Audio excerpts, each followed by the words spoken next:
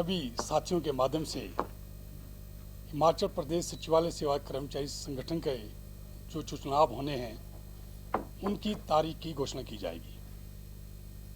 हिमाचल प्रदेश सचिवालय सेवा कर्मचारी संघ के चुनाव 2 साल के बाद होते हैं और इन चुनावों में लगभग 1100-1200 कर्मचारी भाग लेते हैं।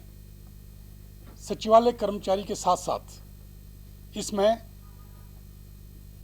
HP public service commission, governor secretariat, Lokayukta तथा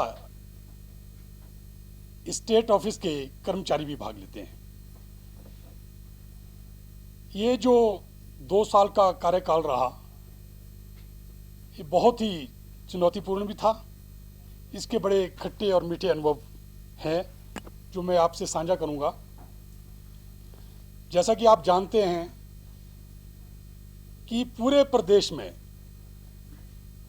सिर्फ और सिर्फ हिमाचल प्रदेश सचिवालय सेवा कर्मचारी संगठन एक ऐसा संगठन था जिसने न केवल अपने संगठन की मांगों को उठाया, अपितु पूरे प्रदेश के कर्मचारी तथा पेंशनरों के मांगों को भी सरकार से उठाया। और आप लोग जानते हैं कि पिछले साल जब 21 अगस्त और 23 अगस्त को हमने जनरल हाउस किया था,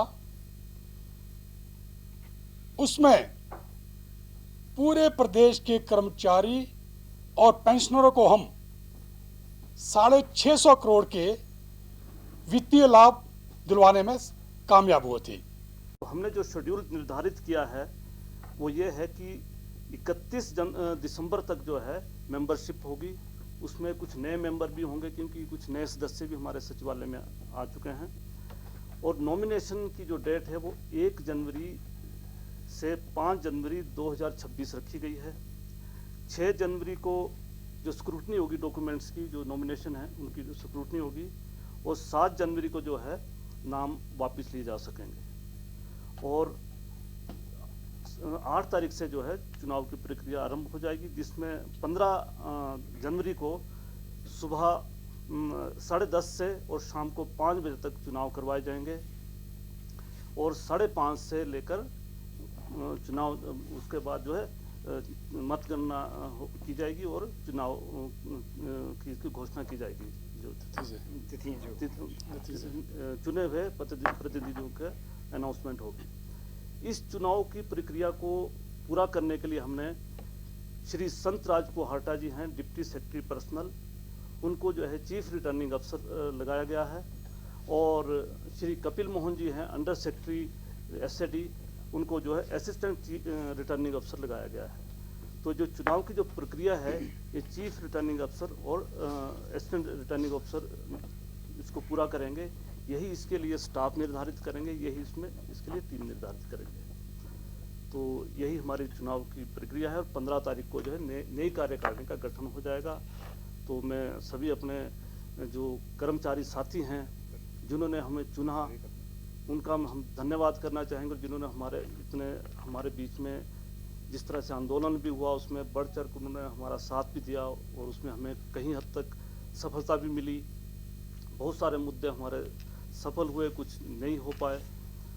तो यही मैं अपने कर्मचारी साथियों से अनुरोध करना चाहूँगा कि वो आगे के लिए मजबूत संगठन बनाए, ऐसा संगठन चुने जो कर्मचारियों की रक्षा कर पाए और इस संगठन की जो है पहचान को बनाए रखे। धन्यवाद। एक कार्यकाल का संबंध है, हमने बड़ी चुनौतियां हमारे सामने थी। अभी हाल ही में जो 6 सितंबर को एक सरकार ने नोटिफिकेशन जारी की थी, 6 सितंबर यानी कि शनिवार के दिन 2025 को जो एक नोटिफिकेशन जारी की थी, जिसके तहत प्रदेश के हजारों कर्मचारी को हायर पे ग्रेड जो मिलती थी उसको वापस ले लिया था।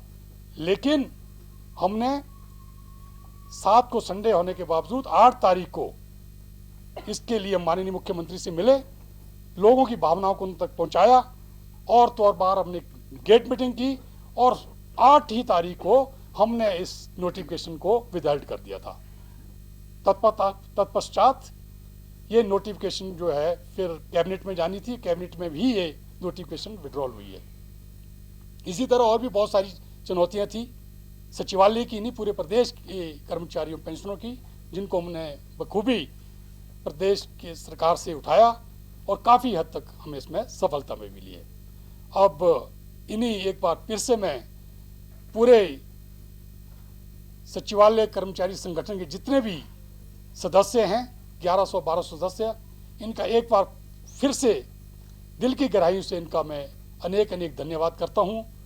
इन्होंने जो मेरा साथ दिया, और मैं उम्मीद करता हूं कि जो आने वाले इलेक्शन होंगे उसमें भी वो ऐसे कर्मचारी, ऐसे नेताओं को आगे लाएं, एक ऐसी सशक्त एक टीम को तैयार करें जो इस सचिवालय सेवा कर्मचारी संगठन जो नाम है, जो पहचान है आज पूरे प्रदेश में, उसको बनाए रखे।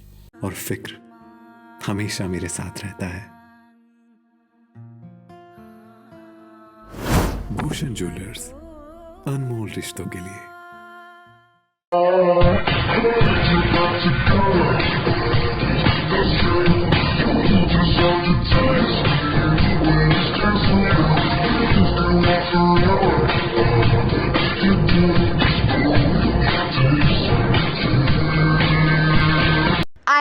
आया ना, मुंह में पानी आया ना।